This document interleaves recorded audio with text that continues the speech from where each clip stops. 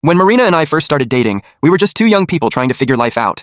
We both worked hard, lived in a small rented apartment, and dreamed of the simple things, stability, maybe a few trips, and one day, a house with a backyard and a dog.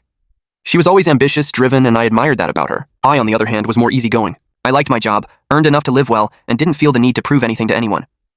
For the first few years of our marriage, everything worked. We supported each other, laughed at silly things, shared the bills and the responsibilities. Friday nights were sacred, pizza, movies, and long talks about the future. It was during that time that she got a big promotion at work. I remember the excitement in her eyes when she told me the news. "Everything's going to change now, love," she said, smiling. And it did, just not in the way I expected. At first, it was small things. She started coming home later with a new kind of tiredness, the kind that comes from feeling above the ordinary. Then came the new circle of friends, co-workers with the same title, fancy dinners, business trips. And little by little, I realized she didn't look at me the same way anymore. The conversations became shorter, the laughter disappeared. During arguments, she'd say things like, "You should try harder like I do," or "I can't stay stuck at your level forever." After a while, I noticed money missing from our joint account. At first, I thought it was house expenses. Later, I realized she was transferring money into a private account. When I asked about it, she just said coldly, "I work too hard to explain how I spend my money." That cut deep. It wasn't about the money. It was about respect, about the quiet contempt hidden behind her words. For months, I tried to talk, to fix things, to find the person I married. But she kept drifting further away, more concerned with her image than with what we were together. Then one night, out of nowhere, she said maybe our marriage didn't make sense anymore. I took a deep breath and asked, "Is that really what you want?" She didn't answer, and that silence told me everything I needed to know.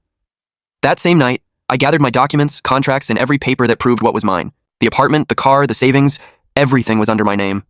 I had always been careful, not out of mistrust, just habit. When I filed for divorce, she looked stunned. "You're not serious," she said, half laughing. But I was. For the first time in years, I spoke calmly and clearly. "Yes, I am. And it's already done." The process took months. She tried to claim the apartment, the car, even part of the company I'd helped build. But every piece of paper said otherwise.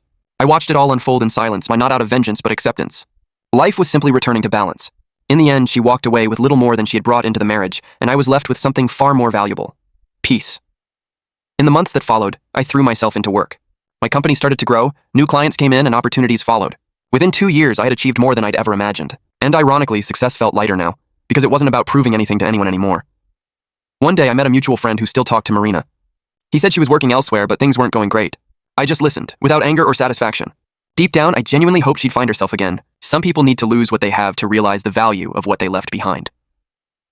Today, I live alone in a bigger apartment, with a view of the city and enough silence to hear my own thoughts.